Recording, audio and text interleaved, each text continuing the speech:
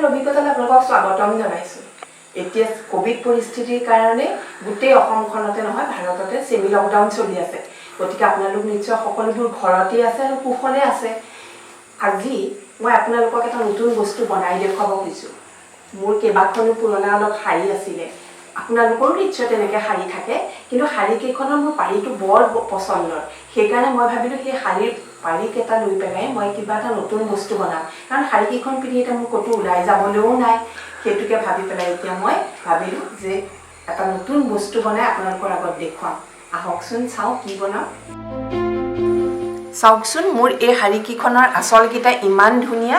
মই ভাবিলোঁ এই আঁচলকেইটা দিয়ে কেইখনমান কুশ্বন কভাৰ বনাম। সেই বুলিয়ে মই এই কুশ্বনখনৰ জোখতে কেইখনমান কুশ্বন কভাৰ বনাবলৈ ৰেডি।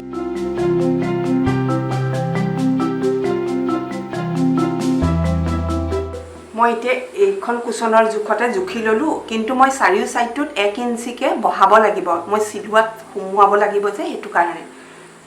যেতিয়া মই জুখি ল'লোঁ তেতিয়া দেখিলোঁ যে মোৰ এইডোখৰ কাপোৰ বেছিকৈ থাকে। সেইকাৰণে মই ভাবিলোঁ এই গোটেই ফুলটো এখনৰ ওপৰত দি সেইটো এটা বেলেগ ডিজাইনৰ কৰিম, আৰু এখনত আধাটো এইটো ৰং দি আধা বেলেগ ৰঙৰ দি দুটা বেলেগ ডিজাইনত কুশ্বন কভাৰকেইখন বনাম।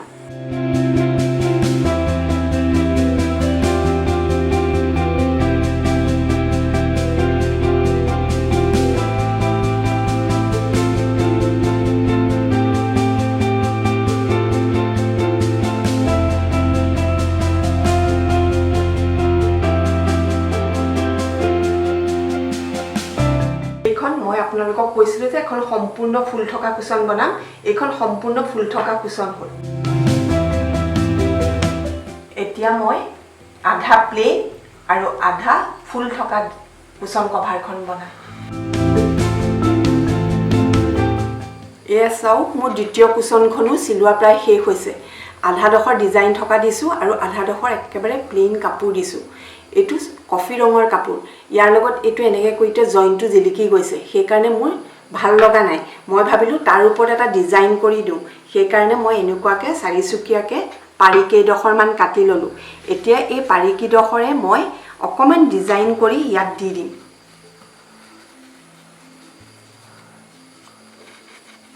এনেকুৱাকৈ মই ইয়াত এই জইনটোৱে চিলাই যাম।